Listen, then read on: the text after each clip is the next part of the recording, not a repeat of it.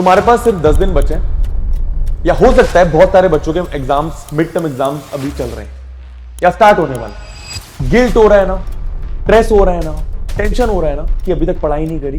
काश काश यार रिपेल से पढ़ लेता यार। मेरे दोस्त के तो सारे चैप्टर्स खत्म हो गए यार मैथ्स के यार। मेरे दोस्त के तो यार साइंस के सारे चैप्टर खत्म हो गए यार। मैंने तो साइंस स्टार्ट भी नहीं करी। गिल्ट हो रहा है, टेंशन हो रहा है ना, पढ़ लेना चाहिए था, इस बात का रिग्रेट हो रहा है ना। कोई बात नहीं, आज इस वीडियो को देखने के बाद मेरी बताई गई बातें अगर तुमने फॉलो कर ली, तुम अभी भी अपने मिड टर्म एग्जामिनेशंस में अच्छा कर सकते हो। अगर तेरी फेल होने की नौबत है, मैं तुझे प्रॉमिस कर रहा हूं, जितनी बातें इस वीडियो में बता रहा हूं अगर तूने फॉलो कर ली, तेरा काम हो जाएगा, तू पास हो जाएगा। बहुत सोच समझ के ये वीडियो बना रहा हूं, जितनी बातें बता रहा हूं बहुत इंपॉर्टेंट बातें हैं, ध्यान से सुनना। सबसे पहली बात, माइंडसेट रीसेट। माइंडसेट रीसेट का मतलब जो हुआ, जो करा, जैसे गए 4 महीने, कुछ समझ आया नहीं आया, उससे कोई फर्क नहीं पड़ता। अब तुझे ये सब भुलाना पड़ेगा। आंखें बंद कर, जैसे जैसे बोल रहा हूं बस वैसे वैसे कर। आंखें बंद कर मेरी जान, आंखें बंद कर, लंबी सांस ले, 3 लंबी सांस ले और सारी चीजें भूल जा जो अभी तक हुई। अब बारी है फ्रेश स्टार्ट करने की, नया स्टार्ट करने की। लेकिन उसके पहले आपको मुझे एक प्रॉमिस करना पड़ेगा।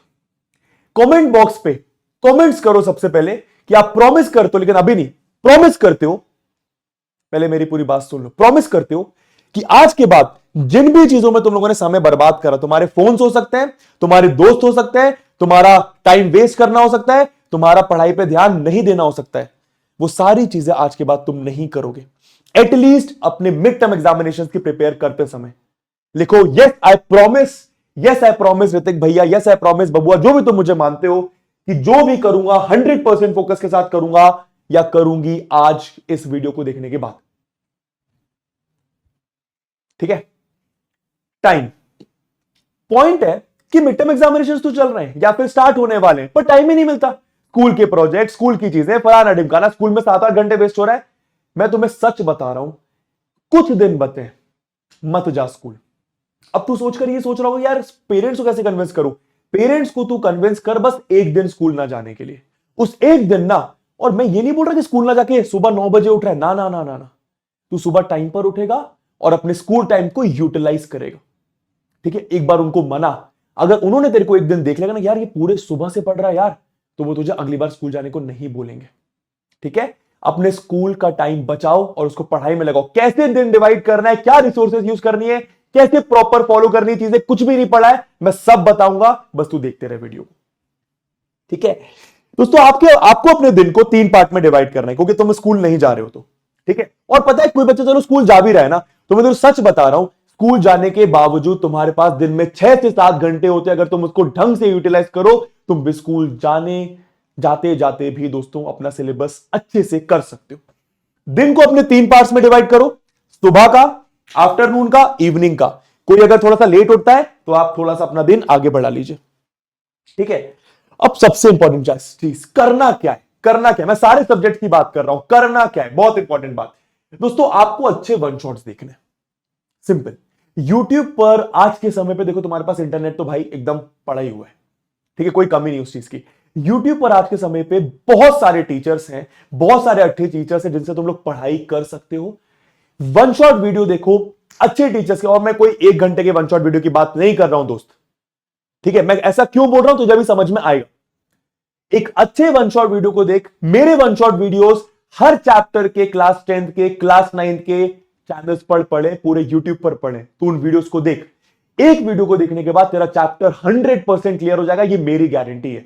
हम लोग को क्या लगता है ना कि वन शॉट वीडियो को देखने के बाद भी अलग से कोई बुक करनी पड़ेगी, अलग से क्वेश्चंस करने पड़ेंगे, ये करना पड़ेगा, वो करना पड़ेगा, फलाना ढिमकाना। नहीं, अगर तू एक सही जगह से वन शॉट देखता है, उसके बाद कुछ करने की जरूरत नहीं होती। बस हां, बेशक खुद के साथ जब बैठ के खुद के क्वेश्चंस की प्रैक्टिस करते हो, कॉन्फिडेंस आता है, तो कॉन्फिडेंस के लिए आप अलग क्वेश्चंस कर सकते हो।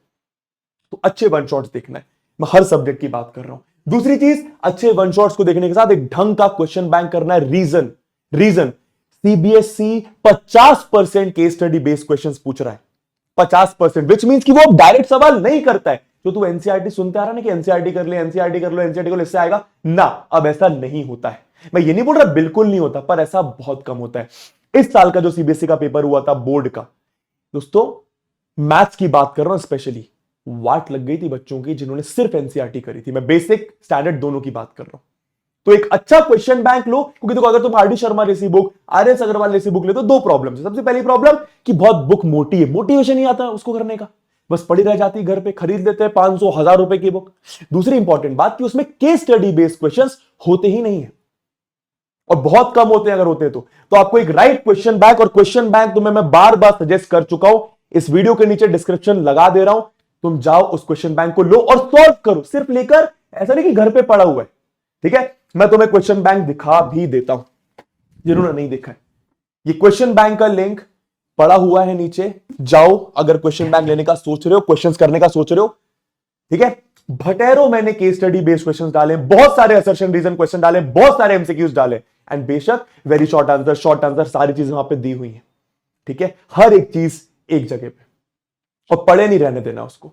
ठीक है, दूसरी चीज, वन टीचर। तुम्हारी प्रॉब्लम ये, एसएसटी का 10 टीचर से पढ़ाई कर रहे हैं, साइंस के लिए 10 टीचर से पढ़ाई कर रहे हैं, कभी मैथ्स का वन शॉट इधर दिख ले, कभी मैथ्स का इधर दिख ले, कभी इधर कभी इधर कभी इधर कभी इधर। दोस्तों ऐसे के चक्कर में ना काम नहीं बनता है। अपना एक टीचर डिसाइड कर, मैं ये नहीं बोल रहा कि मेरे को डिसाइड कर, जिसके साथ तेरा वाइब जमता है, जिसके साथ तेरा बॉन्ड बैठता है, उसके साथ पढ़ाई कर, और वो टीचर बस सही होना चाहिए। ऐसा नहीं कि YouTube वीडियो के स्टार्टिंग में बस ये बोल दिया कि ये कर लोगे तो हो जाएगा ना। तेरे को फील हो जाएगा दोस्तों, उस वन शॉट वीडियो को देखने के बाद तेरे को क्वेश्चंस बनने चाहिए, किसी भी बुक के क्वेश्चन बनने चाहिए। और अगर नहीं बन रहे वन शॉट वीडियो देखने के बाद, तो आइंदा कभी उस वन शॉट वीडियो को मत देखना उस टीचर की, क्योंकि वो तुझे बेवकूफ बना रहा है। ठीक है, नेक्स्ट चीज, टेंशन नहीं लेना है। क्यों? क्योंकि ये मिड टर्म एग्जामिनेशन है। ठीक है, मिड टर्म एग्जामिनेशन के मार्क्स फाइनल बोर्ड एग्जाम में ऐड नहीं होते हैं बच्चा, तो टेंशन नहीं लेना है, इस चीज के लिए अवेयर रहना है। तो करना क्या है, पॉइंट क्या है, इतना सारा सिलेबस बचा है। तुम लोग दोस्तों बहुत सारी मिस्टेक करते हो। सबसे पहली मिस्टेक, अगर तुम लोगों ने कुछ भी नहीं पढ़ा तो तुम लोग ये क्यों सोचते हो कि यार थोड़ा इस चैप्टर से पढ़ लेता हूं, थोड़ा इससे थोड़ा इससे थोड़ा इससे, 10 चैप्टर मैथ्स में आ रहे हैं, सबसे थोड़ा थोड़ा पढ़ लेता हूं और मिड टर्म एग्जामिनेशन देने जाऊंगा। नहीं, ये गलत तरीका पढ़ाई करने का।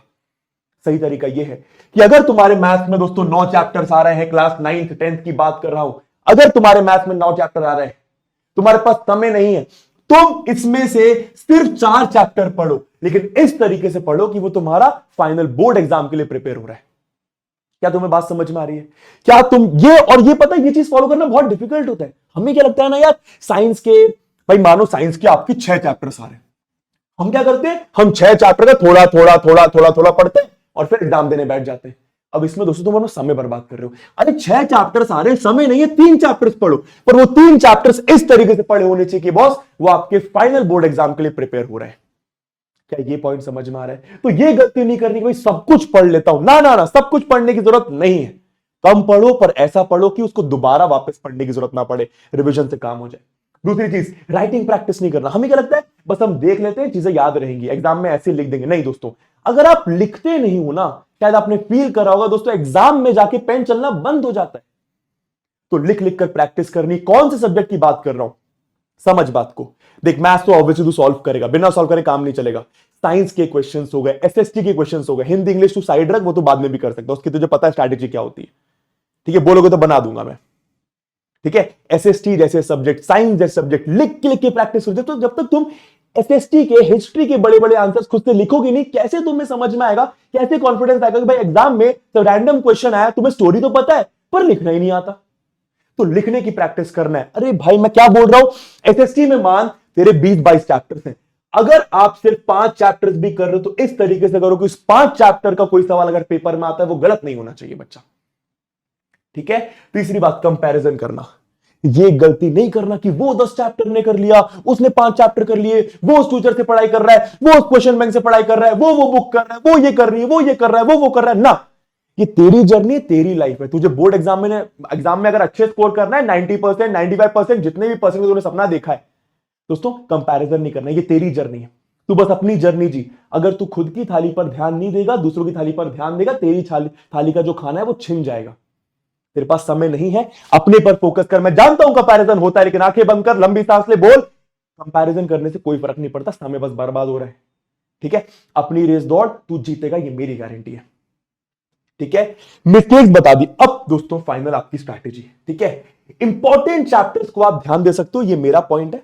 कि अगर भाई आपके बहुत सारे चैप्टर्स है मैथ्स में, आप इंपॉर्टेंट चैप्टर पर फोकस करो। मैंने क्या बोला, 3-4 चैप्टर करो, पर इस तरीके से करोगी सब कुछ अच्छे से प्रिपेयर हो उसमें। ठीक है, करना क्या, करना क्या, सुबह सुबह उठो एकदम शांत मन से, सुबह उठो, कोई एक सब्जेक्ट उठाओ, उसका वन शॉट देखो, उसका वन शॉट देखो। मैं फिर से बोल रहा हूं, अगर तुम एक अच्छा वन शॉट देखते हो दोस्तों, सब कुछ उस वन शॉट में कवर्ड होता है। पीवाईक्यूज हो गए, एक्स्ट्रा क्वेश्चंस हो गए, केस स्टडी बेस्ड क्वेश्चंस हो गए, एमसीक्यूज, हर एक चीज उस वन शॉट में कवर्ड होती है। थोड़ा सा बड़ा होता है पर 1.5x पे देख ले, 2x पे देख ले। ठीक है, वन शॉट देख लिए, समझ में आ गया। अब उसके तेरे पास क्वेश्चन बैंक है ना, तो उस क्वेश्चन बैंक के क्वेश्चंस लगा। समझ में आया। एक सब्जेक्ट सुबह हो गया, मैं बोलूंगा मैथ या साइंस में से कोई उठाओ। एक सब्जेक्ट आप दोस्तों आफ्टरनून सेशन में उठाओ, और कोई बात नहीं अगर ये आधा भी कंप्लीट हो रहा है, आधा नेक्स्ट दिन कंप्लीट करेंगे, इसको भी आधा नेक्स्ट दिन कंप्लीट करेंगे सेम टाइम पर। रात में क्या करना है, रात में दोस्तों आपको रिवीजन करना है प्लस क्वेश्चंस की प्रैक्टिस करनी है। क्वेश्चंस की प्रैक्टिस कब, मानो आपने यहां पे एसएसटी का वन शॉट देखा, अब यहां पे क्वेश्चन प्रैक्टिस तो हो नहीं पाई, तो वो क्वेश्चन प्रैक्टिस आप इधर करेंगे। मैथ्स में तो सिंपल सी बात है, क्वेश्चन प्रैक्टिस यहां पे साथ साथ हो रही है। ठीक है, साइंस और एसएसटी जैसे सब्जेक्ट में अगर आप देखो, तो आप दोस्तों क्वेश्चन प्रैक्टिस के लिए अलग से अपना इवनिंग सेशन रख सकते हो। कहां से करनी है question practice, past year paper या फिर क्वेश्चन बैंक जो मैंने तुझे बताया। समझ में आ रहा है, सिंपल स्ट्रैटेजी है, सिंपल स्ट्रैटेजी है। अगर तुमने एक दिन को अपने 3 पार्ट में डिवाइड करा, ये तीनों पार्ट अगर तुमने कंप्लीट करे दोस्तों, तुम मिड टर्म एग्जामिनेशंस में अभी भी अच्छा कर सकते हो, अभी भी अच्छा कर सकते हो। अपनी जी जान तो लगाओ यार। ठीक है, अरे 60% मार्क्स आएंगे, 70% आएंगे, वो पर वो खुद के मार्क्स होंगे। ठीक है, वो अच्छे मार्क्स होंगे, मेहनत के मार्क्स होंगे। ठीक है, ये सोच के पढ़ाई करो कि मिड टर्म एग्जामिनेशंस की नहीं, फाइनल बोर्ड एग्जामिनेशंस की पढ़ाई कर रहा हूं। मिड टर्म एग्जामिनेशंस तो बस बीच में दे रहा हूं, ये मेरी प्रैक्टिस के लिए है। क्या पॉइंट समझ में आया। ठीक है, मैंने सारी बातें बता दी हैं। इस वीडियो को देखने के बाद आपने मुझे प्रॉमिस करा, याद रखना, प्रॉपर प्लान बनाओ, प्रॉपर प्लान बनाओ कि कल क्या करने वाले हो, परसों क्या करने वाले हो। 2 दिन का प्लान बना, 1 दिन का प्लान बना, उसको एग्जीक्यूट कर। उसके बाद मुझे इस वीडियो में आके बताना कि तूने एग्जीक्यूट करा कि नहीं करा। ठीक है दोस्तों, आज से 10 दिन बाद, 15 दिन बाद, जब तुम्हारे मिड टर्म एग्जामिनेशन खत्म हो जाएंगे, तुम लोग 2 स्टूडेंट्स में डिवाइड हो जाओगे। एक वो स्टूडेंट्स होंगे जिन्होंने इस वीडियो को सिर्फ ये इसलिए क्लिक करा था कि भाई मोटिवेट हो जाता हूं, और मोटिवेट तो हो गए पर उसके लिए कुछ करा नहीं। दूसरे वो स्टूडेंट्स होंगे जो मोटिवेट हुए और उन्होंने प्लान करा, एग्जीक्यूट करा, उन्होंने अपना प्रॉमिस ब्रेक नहीं करा, और उनका मिड टर्म एग्जामिनेशन अच्छा गया। I love you all.